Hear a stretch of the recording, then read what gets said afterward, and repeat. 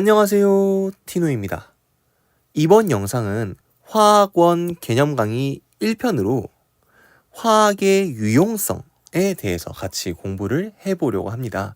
근데 이 유용성에 대해서 우리가 공부를 하기 전에 개념 강의 1편이기 때문에 기본적으로 어떤 식으로 강의가 진행이 될 것인지, 화학원 같은 경우에는 어떤 식으로 공부하는 게 더 좋은지 오리엔테이션까지 포함해가지고 진행을 할 생각이니까요.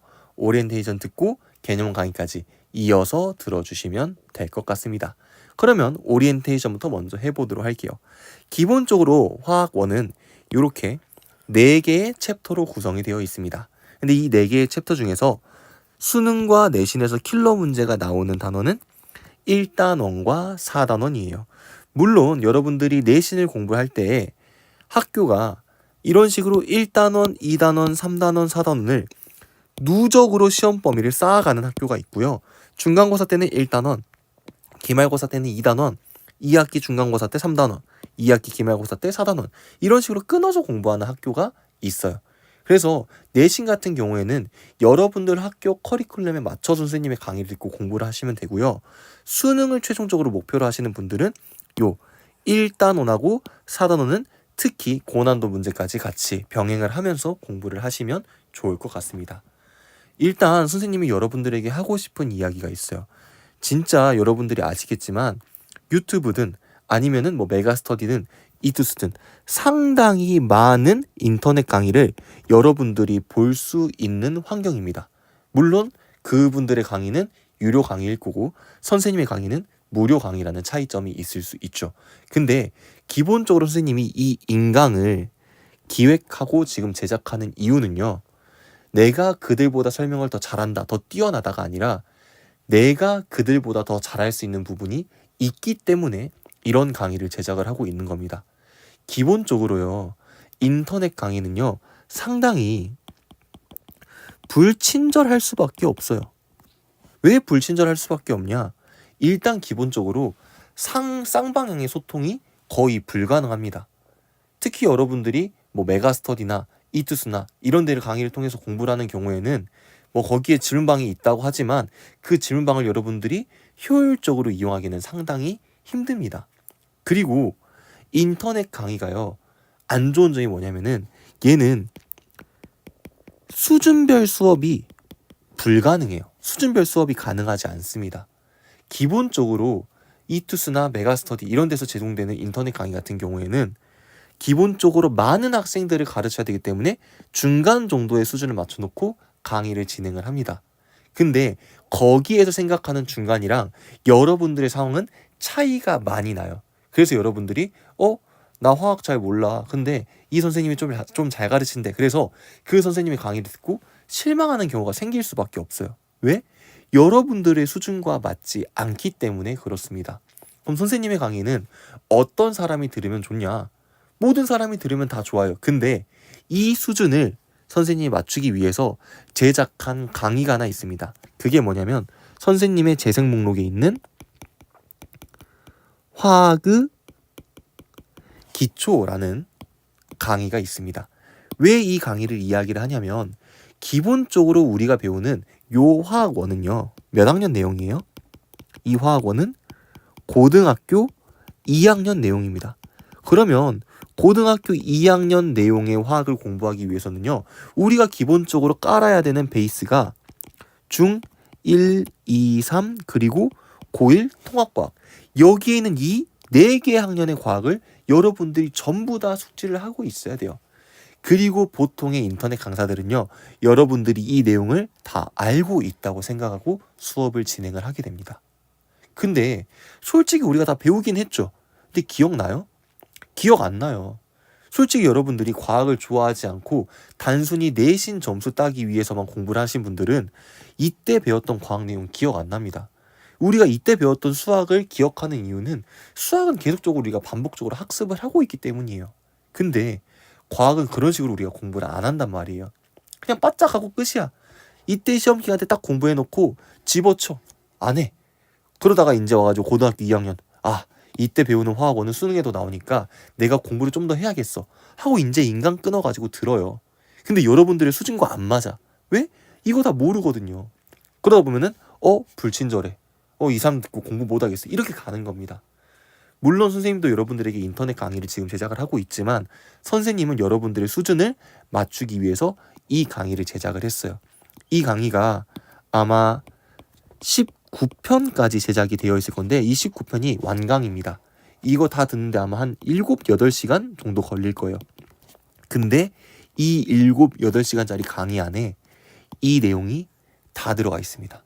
중1, 중2, 중3, 고1 그리고 추가적으로 화학원을 공부할 때 도움이 되는 기초 개념들까지 싹 다 다뤄놨어요. 그 말은 뭐냐? 이 강의를 듣고 나서 선생님의 강의를 들으면 선생님의 강의는 불친절하고 수준별로 나눠지는 강의가 아니라 여러분들이 쉽게 이해할 수 있는 강의가 되는 겁니다. 물론 요 화학의 기초 강의 듣고 메가스터디 이투스 이런 데 인강 가서 들으면 더 좋을 수 있겠죠.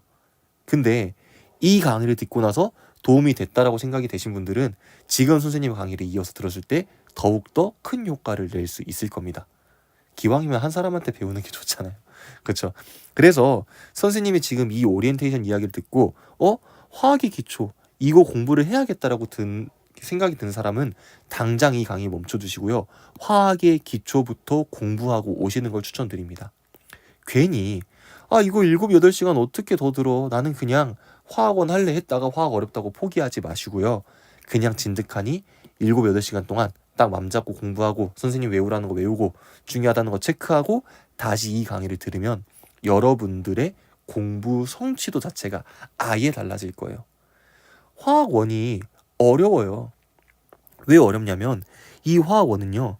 다른 과목에 비해서 여러분들에게 기초 지식으로 요구하는 부분이 상당히 많습니다. 화학원을 공부하려면요. 여러분들이 기본적으로 원소 기호 다 외우고 있어야 돼요. 그리고 원소 기호 다 외운 다음에 원자, 분자, 이온 이런 것들 다 알아야 되고요. 그리고 여기 추가적으로 화학 반응식 쓰는 방법 그리고 여러 가지 화학 결합 이런 것들 다 알고 있어야 돼요. 이건 선생님 지금 생각나는 대로 몇 가지만 안 쓴 건데요. 당장 1단원 배우려면은 요 정도 필요합니다. 근데 여러분들이 이거 지금 다 모르면 그냥 화학의 기초 듣고 오세요. 진짜 후회 없는 선택이 될 겁니다. 선생님 진짜 정말 여러분들에게 부탁드리는 거예요. 괜히 화학원 혼자서 객기 부리면서 공부하지 마시고 기초 쌓고 오셔서 공부를 하시길 바라겠습니다. 바람이에요. 진짜 꼭 그러게 해주시길 바라요. 그러면 여러분들이 화학의 기초까지 듣고 왔다고 기초를 잘 쌓고 왔다고 생각을 하고 선생님은 오리엔테이션 마치고 개념 강의 진행해 보도록 하겠습니다. 아까 선생님이 이야기를 했다시피 이 화학의 첫걸음은요. 상당히 어려운 내용이 많이 포함되어 있는 단원이에요. 근데 오늘 다룰 내용과 다음 강의에서 다룰 이 화학의 유용성 파트는요. 아무래도 가장 앞부분이기 때문에 어렵지는 않습니다. 근데 어떠한 문제가 있냐? 여기에서는 우리가 암기를 해야 될 내용이 상당히 많이 나와요. 그리고 여기에서 무조건 내신, 수능에서 한두 문제가 출제가 됩니다. 내신 같은 경우에는 3문제, 4문제까지도 출제가 되기도 합니다. 근데 단순히 암기만 하면 다 맞을 수 있는 문제예요. 근데 이거를 그냥 냅다 암기를 할 것이냐, 선생님의 강의를 듣고 이해하면서 암기를 할 것이냐, 이거에 따라서 암기 지속성이 달라지겠죠. 우리의 목적은 단순 암기가 아닙니다. 내용을 이해하면서 암기를 하는 거예요. 이 내용을 잘 이해를 하기 위해서는 화학의 기초 쌓고 오셔야 됩니다. 일단 기본적으로 이 유용성이라는 말은요. 얼마나 우리가 의미 있게 사용할 수 있는가라는 뜻입니다. 그래서 화학의 유용성, 우리가 화학을 얼마나 의미 있게 사용하고 있는가라는 부분이에요. 근데 이 화학의 유용성은요. 크게 4가지로 나누어서 공부를 합니다. 첫 번째, 식량. 두 번째, 의류. 세 번째, 주거. 네 번째, 의학 계열. 이렇게 4가지의 계열로 나누어서 공부를 할 겁니다. 근데 지금 여러분들이 보시면 알다시피 앞에 있는 3개는 의식주예요. 우리 인간의 삶에서 뗄래야 뗄 수 없는 거고요. 살다 보면 아프면 이 의학 계열 도움 받아야겠죠. 그래서 여기에는 이 4개는 우리가 살아가면서 필수적으로 사용해야 되는 요소들입니다. 근데 그게 뭐랑 관련이 있다? 화학이랑 관련이 있다는 거죠. 그럼 어떻게 화학이 이런 부분에 영향을 주고 있는가? 이거를 우리가 지금부터 공부를 해볼 거라는 겁니다. 일단 첫 번째, 식량부터 한번 보도록 할게요. 일단 여러분들이 아셔야 되는 게 뭐냐면요. 지금 당장을 이야기를 하는 게 아니라 옛날로 돌아가서 옛날의 화학이 이렇게 식량 부분에 영향을 줬어. 이런 느낌으로 받아들이셔야 됩니다. 일단 기본적으로 우리가 제일 처음 인류가 등장한 지 얼마 안 됐을 때는요. 농경사회였어요. 근데 인구가 증가합니다. 사람 숫자가 늘어나요. 그러다 보니까 농사에 사용하던 천연 비료의 양이 부족해지게 됩니다. 이게 무슨 의미를 갖냐면요. 기본적으로 우리가 농사를 지으면 농작물이 나와요. 근데 인구가 많아지면은 필요한 농작물, 이제 얻어내야 되는 수확해야 되는 결과물들이 많아져야 우리 인구의 증가를 전부 다 견뎌낼 수 있겠죠. 그러기 위해서 우리는 천연 비료를 사용했는데 이 천연 비료라는 게 뭐 사람의 똥 아니면 뭐 가축의 똥 이런 것들을 거름으로 사용을 했어 봅니다. 근데 뭐 우리가 똥 싸고 싶다고 계속해서 똥 쌀 수 있는 거 아니잖아요. 그러다 보니까 양이 한정되어 있어요. 부족해지게 됩니다. 그러다 보니까 땅의 영양분이 부족해져요. 그럼 우리는 그 땅에다가 영양분을 공급을 해줘야 되는 겁니다. 근데 천연 비료가 없어. 그럼 뭘 만들어야 되는 거예요? 새롭게 합성한 화학 비료를 만들어야 되는 이런 필요성을 얻게 되었다. 그래서 NPK가 들어간 인공 비료가 필요해졌다라고 이야기를 합니다. N은 질소, P는 인, K는 칼륨이죠. 그래서 이게 들어간 인공 비료를 우리가 합성을 해야 되는데 여기에서 가장 문제가 됐던 게 누구냐면요. 요거예요. N입니다. 왜냐하면 이 N은요. 질소죠. 근데 공기 중에 78%가 질소입니다. 우리 주변에 질소는 상당히 많이 있어요. 근데 이 질소를 우리가 사용할 수는 없습니다. 왜냐면요. 나중에 배우겠지만 질소는 삼중결합이라는 거를 형성하는 친구입니다. 삼중결합이라는 건 뭐냐면 공유 결합을 3개의 전자가 하고 있다라는 뜻이에요. 그러다 보니까 상당히 이 결합이 강합니다. 끊어지지 않아요. 우리가 여기에는 이 질소를 쓰고 싶은데 얘네끼리의 결합이 너무 단단하다 보니까 이 질소를 우리가 필요한 형태로 쪼갤 수가 없는 겁니다. 그러면 이 형태가 아닌 우리가 쉽게 사용할 수 있는 질소의 형태로 바꿔야 그거를 비료에다가 이용을 할 수 있겠죠. 그래서 이때 우리가 말하는 이 인공 비료는요. 이 상태의 질소가 아닌 우리가 사용할 수 있는 형태의 질소가 들어있는 비료가 되게 되는 겁니다. 그래서 이때 등장한 화학 반응이 한 가지가 있습니다. 질소와 수소를 결합시켜서 암모니아를 형성하는 반응식이죠. 근데 기본적으로 이 반응은 잘 안 일어나는 반응이에요. 왜 잘 안 일어나냐? 선생님이 아까 이야기했던 것처럼 여기에는 질소가 삼중결합을 하고 있기 때문에 너무 안정해요. 그래서 얘가 굳이 수소랑 반응하면서 이런 암모니아라는 얘를 형성하지를 않습니다. 근데 우리는 왜 이런 식으로 암모니아라는 얘를 결과적으로 만들어내야 하냐? 이 암모니아 형태로 만들어야 우리가 질소를 사용할 수 있기 때문입니다. 그래서 여기에는 이 질소를 암모니아 형태로 바꿔야 돼. 근데 이 반응이 잘 안 일어나. 그래서 이 반응이 잘 일어나게 해주는 이 반응을 도와주는 물질이 있습니다. 그 물질을 우리가 뭐라고 부르냐? 바로 촉매라고 불러요. 촉매. 이 촉매의 종류는 2가지가 있습니다.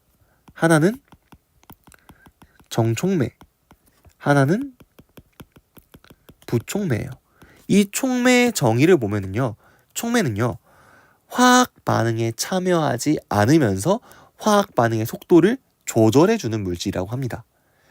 이때 진행되는 화학 반응 속도를 빠르게 해주는 촉매를 정촉매라고 하고요.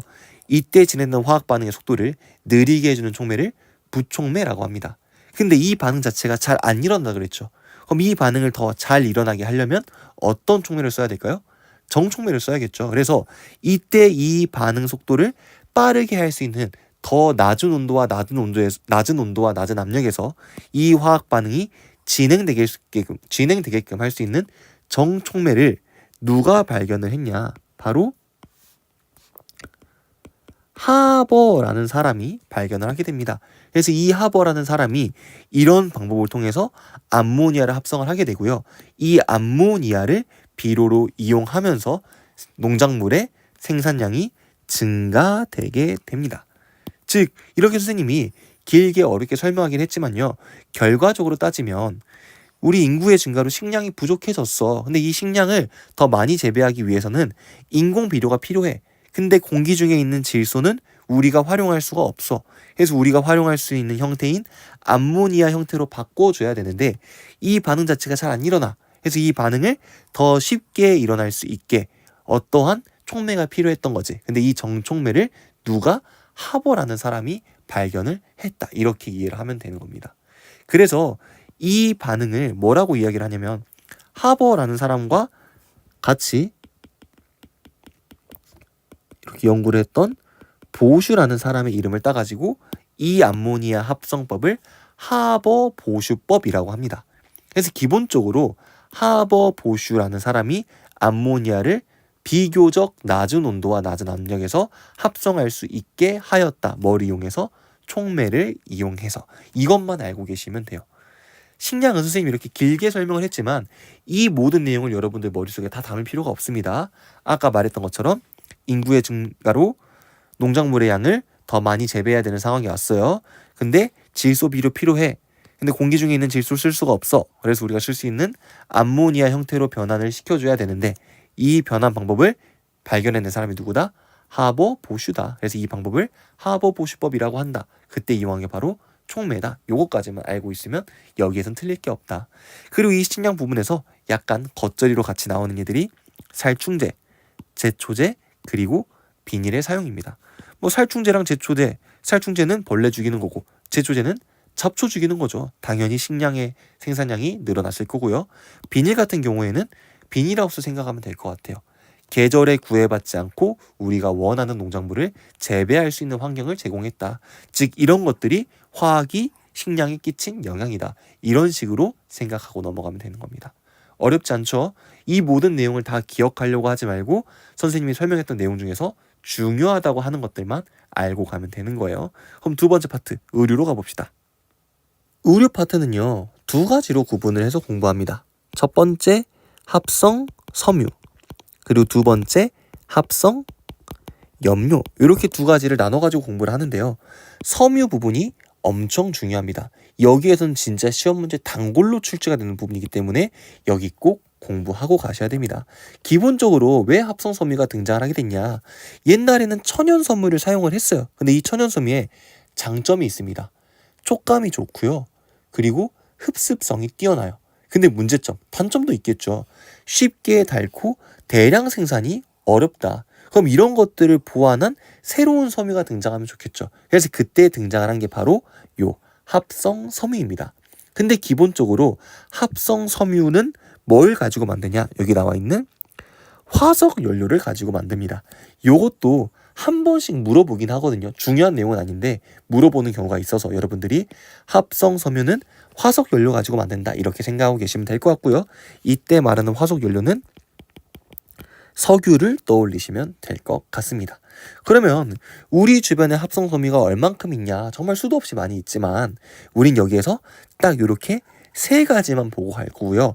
학교 선생님께서 이 밑에 두 가지를 다루지 않았다면 우리는 이 밑에 두 개를 공부할 필요가 없습니다. 근데 나일론은요, 무조건 공부하세요. 내신에도 잘 나오고 수능에도 잘 나옵니다. 그럼 이때 관련된 모든 내용을 다 외워야 되냐? 그건 아닙니다. 나일론 하면은 꼭 뒤에 따라오는 말이 뭐냐면요, 바로 이거예요. 최초의 합성 섬유입니다. 그러니까 수많은 합성 섬유 중에서 우리 인류가 가장 처음으로 만든 게 뭐다? 나일론이다. 그리고 이 캐러더스라는 사람을 내신에서는 물어보기도 합니다. 근데 보통은 여기까지는 잘 물어보진 않아요. 그래서 나일론은 최초의 합성 섬유로 캐러더스가 만들었다. 그리고 이 밑에 내용은요, 우리가 생각하는 나일론을 떠올리면 다 맞는 말입니다. 질기고 유연하고 신축성 좋고. 그래서 우리가 뭐 스타킹, 양말 이런 데에다 많이 사용을 하잖아요. 뭐 옛날에 나일론 양말 이렇게 부르기도 했던 것처럼요. 그래서 나일론은요, 뭐 폴리아마이드 이런 거 몰라도 돼요. 그냥 나일론은 최초의 합성 섬유로 캐러더스가 개발을 했다. 이 정도까지만 알고 계시면 됩니다. 그리고 여기 밑에 있는 폴리에스터하고 폴리아크릴은 학교 선생님이 다뤘다면 보고 가시면 돼요. 폴리에스터는 요거 잘 물어봅니다. 가장 널리 사용되는 합성 섬유. 그리고 폴리아크릴 같은 경우에는요, 요거 열에 강함, 소방복에 이용. 요거 잘 물어봅니다. 그래서 이렇게 내용이 있지만 한번 쭉 읽어보시고 우리가 외워야 되는 거는 나일론 최초의 합성 섬유 케라더스, 폴리에스터 가장 많이 사용되는 거, 폴리아크릴 열에 강해서 소방복에 이용. 요 정도만 보고 가면 될 것 같습니다. 그리고요, 염료는요 너무 내용이 적어서 선생님이 따로 슬라이드를 만들지 않았어요. 옛날에는요 천연 염료가 상당히 귀한 재료였다고 합니다. 그래서 귀족이거나 돈이 많은 사람이 아니면 이 염료를 통한 옷 염색은 꿈꿔볼 수도 없었다고 해요. 근데 이때 합성 염료가 하나 등장을 합니다. 그게 뭐냐면 모브라는 건데요. 이 모브는 여러분들이 뭐만 알고 있으면 되냐? 최초의 합성 염료다. 여기까지만 알고 계시면 돼요. 그러면 시험 문제에서 틀릴 게 없습니다. 선생님이 가르치고 추구하는 화학이 단순히 여러분들이 시험 잘 맞는 화학을 공부하진 않길 바래요. 선생님은 여러분들이 이 화학이란 과목에 재미를 느꼈으면 좋겠어요. 그래서 이런 것들 설명을 다 하는 겁니다. 근데 이런 것들만 설명하면 또 재미가 없잖아요. 그래서 이런 것들 다 설명을 하는데 이런 것들의 시험이 잘 나오니까 요거는 조금 더 암기를 해라 이런 느낌으로 가는 거니까 제가 너무 시험에 나오는 거 이렇게 해서 얘는 너무 시험에 집착하네 이럴 필요는 없다. 솔직히 말해 선생님이 수업하는데 시험에 나올 걸 안 집어준다? 그럼 그게 좀 더 문제가 있는 선생님이니까요. 그래서 여기에서는 합성 섬유 이렇게 나일론 기억하시고 합성 연료는 모브만 기억을 하고 있으면 틀릴 게 없다. 세 번째 보도록 하겠습니다. 세 번째도 마찬가지로 이렇게 두 개의 챕터로 나눠가지고 볼 겁니다. 화석 연료의 이용이 주거에 미친 영향, 건축 재료의 변화가 주거에 미친 영향. 이 두 개가요. 일단 설명 자체는 어렵지 않아요. 근데 여기에서도 외울 부분이 존재를 한다는 거. 일단 기본적으로 여기에서 말하는 화석 연료는 뭘까요? 석탄, 석유, 천연가스 이런 것들을 이야기를 합니다. 그럼 그런 것들이 어떻게 주거 환경에 영향을 미치게 되었느냐? 일단 이런 화석 연료는요. 가정에서 난방 또는 조리 등의 연료로 이용을 하게 됩니다. 난방, 보일러 떠올려봐요. 우리 지금 겨울이죠. 보일러 없이 살 수 있어요? 없어요. 옛날에는 어떻게 살았는지 모르겠지만 지금은 난방 안 되는 집에서 살 수가 없습니다.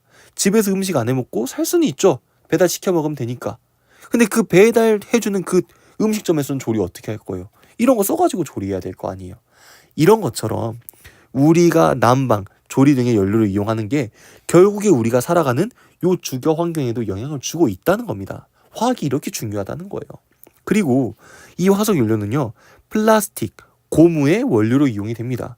플라스틱, 고무 이런 것들도 건축 자재가 될 수 있고요. 이런 것들도 주거에 영향을 미치는 요인 중에 하나입니다. 결국에 이런 것들이 있었기 때문에 우리가 조금 더 안락한 주거 환경에서 살아갈 수 있게 되었다. 이것들이 전부 다 뭐 덕분이다? 우리가 배우는 화학 덕분이다. 킹과 제너럴 엠페러 화학 덕분에 우리가 지금 이렇게 부귀영화를 누리면서 살고 있는 거다라고 이야기를 할 수 있는 겁니다. 근데 얘 같은 경우에는 어렵지 않아요. 근데 이 밑에가요.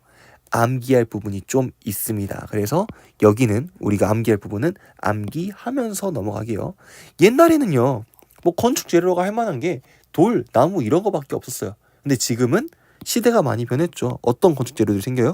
뭐 철이라든지 뭐 콘크리트라든지 시멘트라든지 우리가 사용할 수 있는 건축 재료들이 많이 늘어났습니다. 전부 다 화학 때문이라는 거죠. 그래서 화학이 발달하면서 여러 가지 건축 재료가 새롭게 등장을 하게 됩니다. 그래서 주택, 건물, 도로 등의 대규모 건설이 가능해지게 되었다. 근데 요게 시험에 나오는 게 아니라요.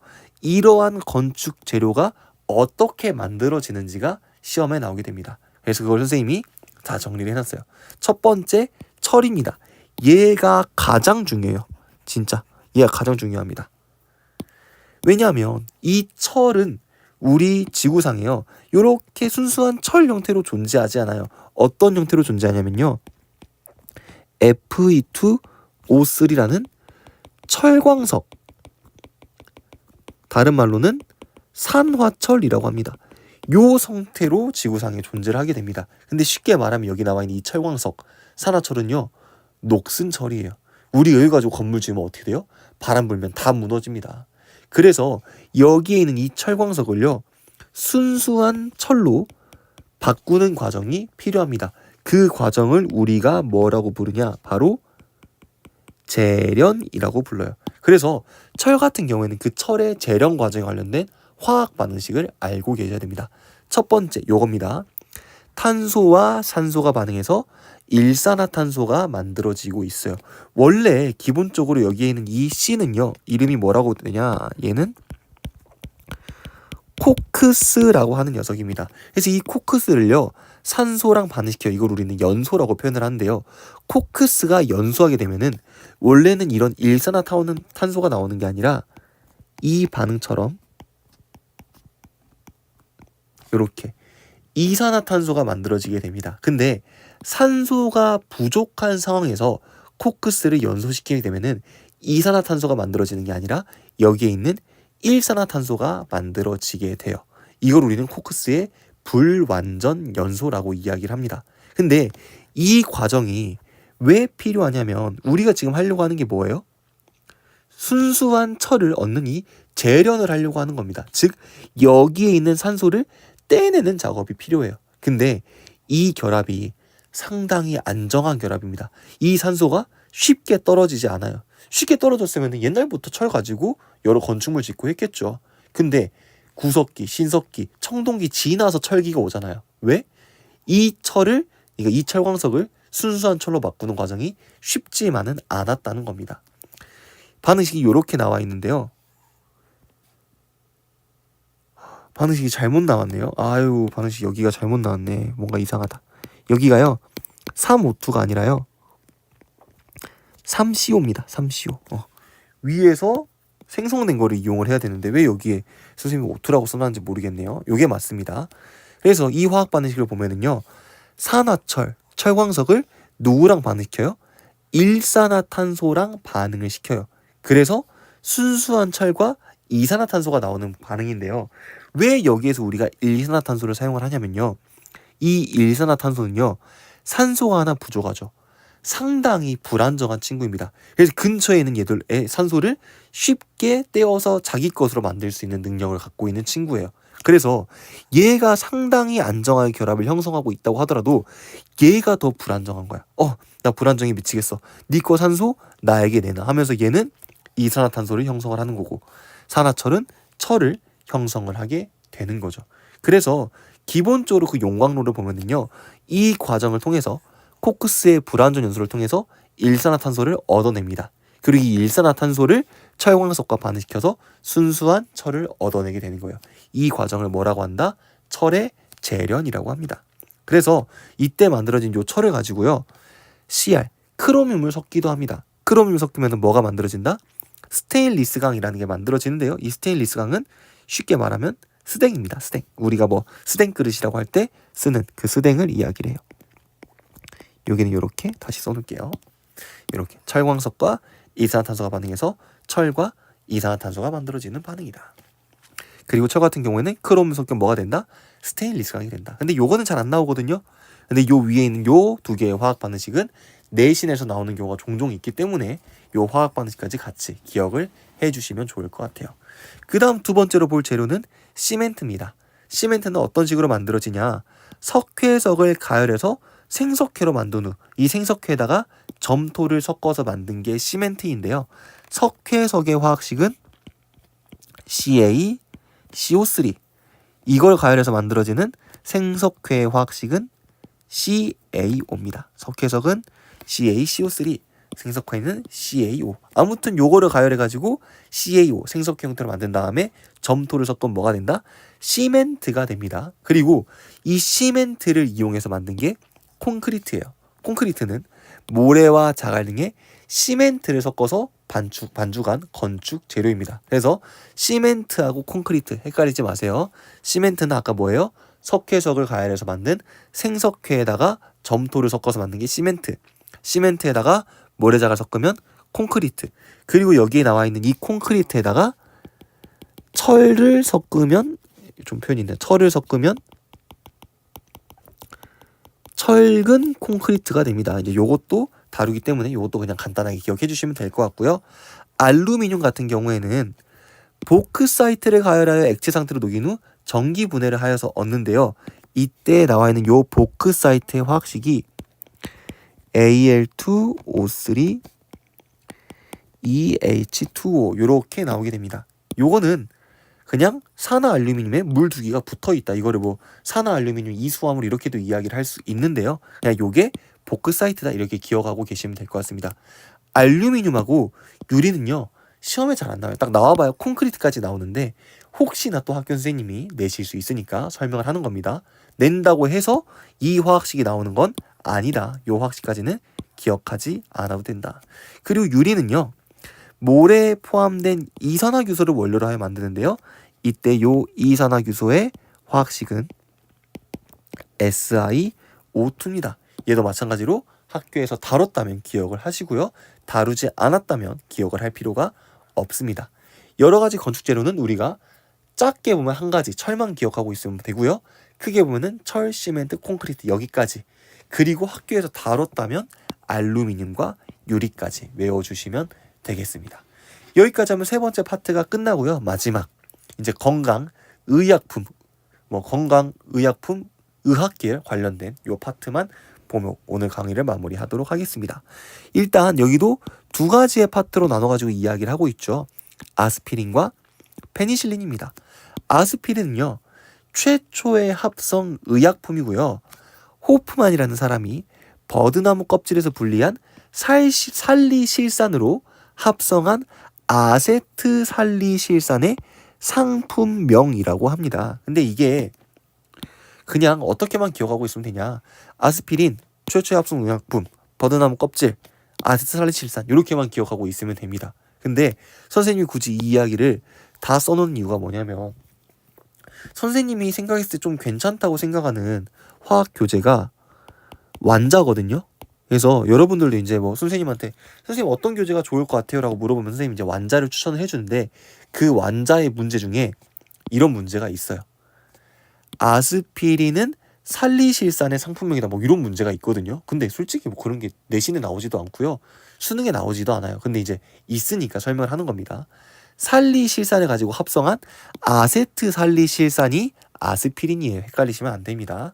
그리고 페니실린은요. 인류 최초의 항생제입니다. 푸른 곰팡이라고 부르기도 해요. 그래서 아스피린은 최초의 합성의약품, 페니실린은 최초의 항생제 여기까지만 기억하고 있으면 이 부분에서 틀릴 문제는 없다. 단순 암기 부분이기 때문에 그냥 큰 배경으로 왜 이런 이야기를 하는지까지 같이 공부하면은 더 좋고 시간이 없는 사람은 암기만 해도 충분히 다 맞을 수 있는 부분이 되겠습니다. 여기까지 하면 선생님이 오늘 목표한 내용은 전부 다 전달을 한 것 같아요. 오리엔테이션 하면서 선생님이 어떤 식으로 화학을 생각하고 있는지 어떤 식으로 공부하면 좋은지도 다 이야기를 한 것 같고요. 그리고 오늘 목표했던 화학의 유용성도 전부 다 같이 공부를 했습니다. 오늘 강의는 여기까지 마무리를 하도록 하고요. 오늘 이 강의가 첫 번째 강의잖아요. 이 강의가 이제 좀 도움이 됐다, 도움이 앞으로도 잘 될 것 같다 싶으신 분들은 구독과 좋아요 한 번씩 눌러주시면 좋을 것 같고요. 그리고 공부하면서 꼭 화학의 기초 잘 다지고 계속해서 공부하시길 바라겠습니다. 그러면 오늘 강의는 여기까지 마무리하도록 하겠습니다. 강의 듣느라 모두 고생 많으셨습니다.